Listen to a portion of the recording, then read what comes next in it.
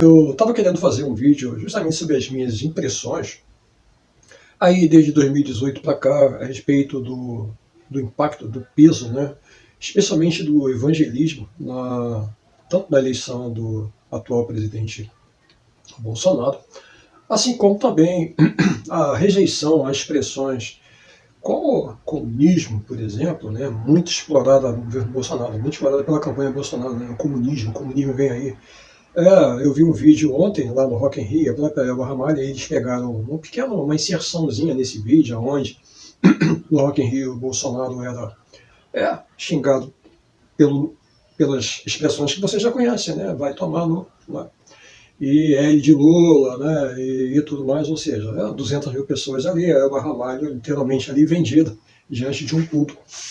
É claro que aquela manifestação toda foi porque Elba Ramalho, eu acho que acredito que seja um dos poucos artistas hoje, à exceção dos sertanejos, que vivem ganhando rios de dinheiro aí, né, em shows que, por exemplo, o tal do Gustavo Lima, que a sociedade paga em torno de R$ 1,5 milhão por um show, em cidades às vezes paupérrimas, às vezes, não, na maioria das vezes paupérrimas, que às vezes não tem nem centro de saúde funcionando. Mas foi o mico geral da Elba Ramalho, mas não é na inserção que eu estava me referindo. Foi um vídeo do Brasil 247. Aparece ela falando justamente da expressão comunismo. Ela estava uma loucura, né?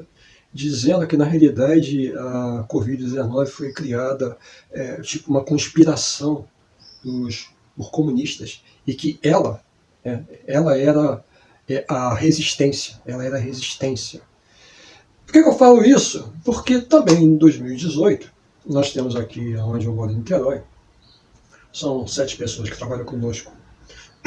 Uma das pessoas que trabalha, a gente conversava bastante sobre vários assuntos, especialmente de saúde, que é um tema que eu gosto muito. E aí, um belo dia, eu perguntei para ele, né, quem é que ele ia votar aí no primeiro turno. E ele disse, ele é sempre muito relutante, ao porteiro da noite, eu vou votar no Bolsonaro. Mas por que você vai votar no Bolsonaro? Porque eu tenho medo do comunismo. Medo do comunismo? Mas o senhor sabe o que é comunismo? Não, eu não sei. Eu não sei não, mas eu tenho medo. O senhor tem medo do comunismo sem saber? Eu tenho medo. Eu não sei não, mas eu tenho medo. E aí, isso me chamou muita atenção, muito parecido com a própria manifestação da Elba Ramalho, lá gravada em vídeo também, aonde lá ela sempre apoiou o Bolsonaro. E ela também usa uma coisa absolutamente ridícula, né, com relação a esse discurso que comunista inventou a Covid-19, que era a resistência. Se fizer um paralelo, você vai ver que é absolutamente a mesma coisa, né? Mas o que é efetivamente essa mesma coisa? Nós poderíamos dizer que é uma crença própria, tá? Ou seja, o cara ele internalizou aquele conceito, mas não é o caso, né? Afinal de contas, né, o porteiro não sabia o que era comunismo. Então, por que ele tinha medo então do comunismo? A Elba Ramalho, muito provavelmente, também não deve saber o que é comunismo, até porque ela atribuiu aos comunistas a Covid-19. Se não era a má fé dela, acredito que não, me pareceu uma expressão muito espontânea, eu não sei o que seria. E aí eu estava falando então dos nossos trabalhadores aqui do nosso prédio, né? São 7, né? São 100% homens. Desses 7, claramente 5 de 7 votou em Bolsonaro. Votou em Bolsonaro. É óbvio que eles foram perdedores quando eu me refiro à questão de direitos trabalhistas, previdenciário e tudo mais que aconteceu. Afinal de contas, eles estão trabalhando aqui na portaria. São porteiros, tá? Ou é o zelador, ou é o porteiro noturno, ou é mesmo o faxineiro. Tá? Somente 2 votaram no Haddad. Fizer a proporção, você vai ver que isso é mais ou menos de 7, né, para 2 o percentual do voto que teve aqui na cidade de Niterói, em torno de 70% Bolsonaro, 80% Haddad. Então, esse microcosmo parece representar bem. Mas o que é a coisa realmente em comum nesses 7, tanto aquele do eu tenho medo do comunismo, quanto do restante? A coisa em comum é que eles são todos evangélicos. Então esse é o retrato social da coisa, tá? E é óbvio que isso me parece ser, né, não uma deficiência, digamos, intelectual dessas pessoas, mas uma capacidade muito grande de convencimento. A gente tem visto isso aí o tempo todo. Não é? As igrejas prosperam nessas regiões onde há uma vulnerabilidade maior em termos de instrução. Elas não prosperaram aqui, por exemplo, no miolo de Niterói. Eu falo Icaraí, eu falo São Domingos, eu falo Santa Rosa. Não tem. Tem uma. Por quê? Porque as pessoas são mais esclarecidas. Elas não estão dispostas a financiar tudo que a gente sabe aí de bispos bilionários que tem mansões e mansões. Tem multinacional na África, em Portugal, em tudo quanto é lugar. Mansão na Flórida, não preciso citar o nome, empresas de comunicação. E tudo mais que você já sabe. Você já sabe qual é o nome que eu estou falando, ou alguns nomes. E esses nomes realmente eles entraram no governo. E aí a gente então entende essa correlação entre o Bolsonaro e os evangélicos. Né? E aí, quando você começa a perceber essas relações, aí você entende bem como é que se deu a questão do fenômeno Bolsonaro. Né? Ele não teria viabilidade nenhuma, primeiramente se não fosse a questão maciça das fake news, da mesma maneira utilizada lá nos Estados Unidos também. Lembre-se, isso é tudo maquinado pelo Steve Bannon, pela Cambridge Analytica, de uma hora para outra aqui, em 2018, aquelas pessoas que deveriam ter vencido, elas foram derrotadas por nomes, inclusive, desconhecidos, como, por exemplo, aqui no Rio, Witzel, depois acabou sendo impedido e tudo mais por corrupção. Então, foi esse fenômeno, mas um fenômeno também muito galgado na questão da religião, especialmente da evangélica. Esse é o primeiro pilar. No segundo pilar, a questão da corrupção, tá? E o terceiro pilar, a questão do novo. Bom, novo, Bolsonaro, novo, é 28 anos, mamando na teta, sem produzir absolutamente nada quanto deputado federal. Corrupção, a corrupção foi plantada, evidentemente, como um cavalo de Troia, para iludir justamente essas pessoas, e aí eu falo também no extrato da sociedade branca, que é a maioria na classe média, que também se apegou a isso para votar no Bolsonaro. Mas não é só por isso, eles votam porque eles são conservadores. Tá? Essa é a razão principal. Tá? Mas aí eles usaram o mote da corrupção, eles acharam que o Moro era realmente o herói, eu vi essas manifestações todas na praia.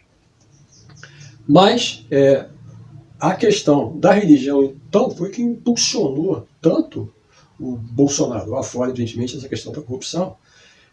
Gostaria de lembrar que em 2018 foram 70% dos votos dos evangélicos úteis foram para Bolsonaro e 30% para Haddad. Agora, nós estamos no mesmo dilema. E agora, novamente, tá, o Bolsonaro está na frente. Claro que eles começam a inventar as mesmas coisas, como pastor, deputado é pastor, né? Deputado é pastor agora. Marco Feliciano inventando que Lula vai fechar a igreja, mesmo discurso que ele falou lá atrás, na primeira eleição do Lula, e essa coisa toda que vocês já conhecem. Então, o Bolsonaro, na pesquisa de IPEC, que saiu na segunda-feira, agora, passou, mostra que o Bolsonaro está com 46% e o Lula com 27%, e esse é o único extrato dessa pesquisa como um todo, aonde o Lula está perdendo para o Bolsonaro. Como é que se explica isso, então? Campanha de desinformação, dona Michele demonizando e fake news para tudo quanto é lado, que Lula vai fechar a igreja, que Lula vai fazer isso, Lula vai fazer aquilo. Eu acho que tem uma coisa muito subliminar nessa história aí da predileção dos evangélicos. Né? Em 2018, por exemplo, foi toda a campanha, foi uma campanha violenta, em cima da figura do Paladino Moro e aí do combate da corrupção. O PT literalmente foi execrado. Não é? Eles pensaram que poderia matar o PT, não aconteceu, ao contrário, o partido só cresceu. Você já sabe, né? Lula está aí concorrendo, livre, leve, solto, não tinha crime nenhum, absolutamente nada. Então, como é que você explica, então, uma agenda tão nefasta para o país, para o trabalhador, os mesmos 7 que estavam aqui, aparentemente os 5 vão continuar votando, então, no Bolsonaro. Os outros 2, lá em 2018, tinham votado quanto? Ou seja, eles votaram no Fernando Haddad. E, dessa vez, eles também vão votar no Fernando Haddad, evidentemente. Mas o que efetivamente explica tudo isso? Aí eu acho que, conversando com esses dois, eu entendi um pouco do que pode ser. Tá? Primeira coisa, um deles, eu perguntei assim, você é evangélico? Aí ele disse, eu na verdade sou desgarrado. Desgarrado. Ah, desgarrado. Mas o que é um desgarrado? Não, eu saí da igreja, mas eu sou desgarrado, mas eu quero voltar. Ah, é? Não, acredito em Deus, não sei o que e tal. Ah, então você é um desgarrado. Um dia eu vou voltar para a igreja. Eu perguntei para ele, porque ele é realmente Lula roxo. Mas me diz uma coisa, se você tivesse direitos sociais de um lado e a crença de Deus no outro, o que você daria mais importância? Aí ele disse, a crença de Deus, para eles, é mais importante do que os direitos sociais. Eu ainda perguntei, você sabe que são direitos sociais, né? Você sabe, né? Tudo que é bom para você enquanto trabalhador. Não sei, mas mesmo assim a crença de Deus. E aí eu perguntei de novo, e se agora faltasse totalmente os direitos sociais, não tivesse nada, você tivesse um trabalho aviltado, não esse trabalho que você tem aqui, com carteira assinada e que mantém a tua família, como é que você veria essa crença de Deus? Não, eu continuaria acreditando piamente em Deus. Eu imaginaria o seguinte, Ele vai prover, mesmo que eu tivesse desempregado. Essa é uma realidade. Eu acho que é muito por aí essa questão.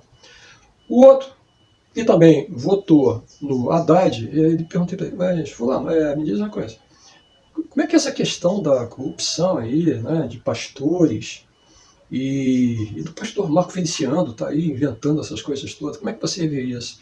Aí é o outro fator também, que eu acho que explica, o Bolsonaro está com os 46% e o Lula só com 27%. A resposta dele foi o seguinte, isso já estava previsto há muito tempo. Nós da igreja já sabíamos disso. Ou seja, ele sabia, porque isso já está lá na Bíblia.